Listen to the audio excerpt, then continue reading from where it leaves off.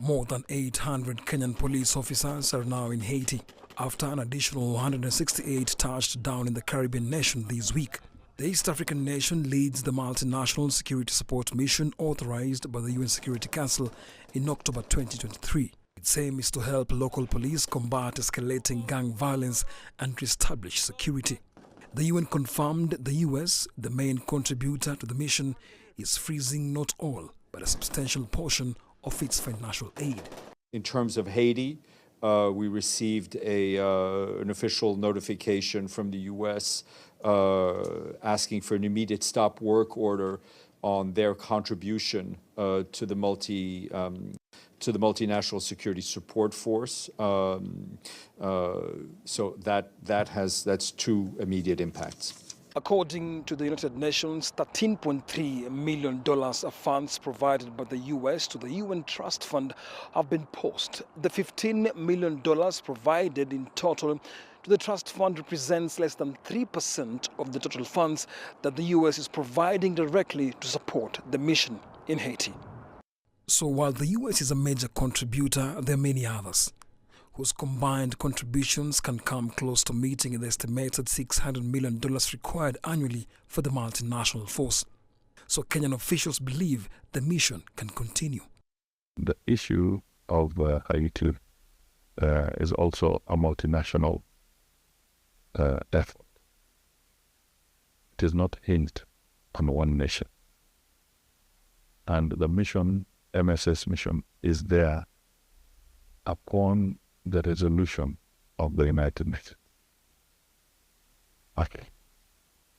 Now, there are many countries that are contributing.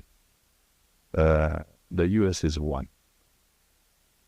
It has contributed some money, it has contributed equipment, but other countries that have been supporting, whether it is Canada and others, they have also, and by the way, even Algeria has supported financially.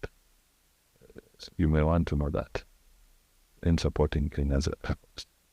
They have collectively put together $110 million to run the activity of damages.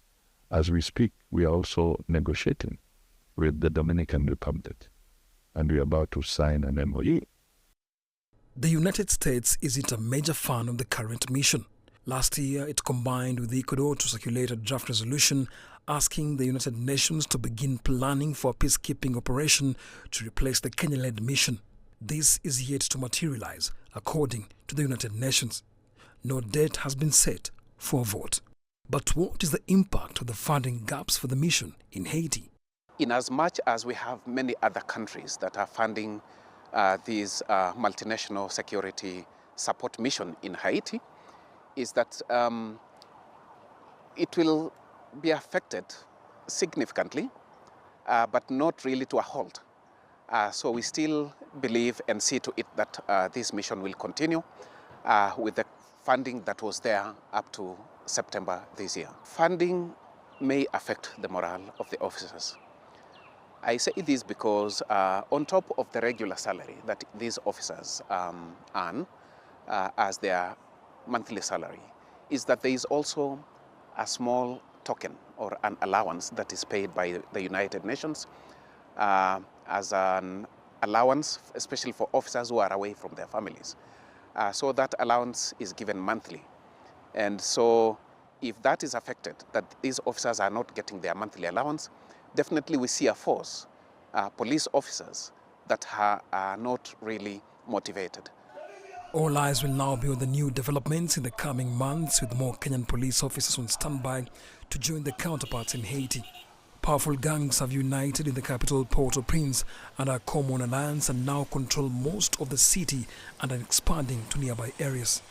The government seems powerless to stop them without the mission. Nick Mudimba, CGTN, Nairobi, Kenya.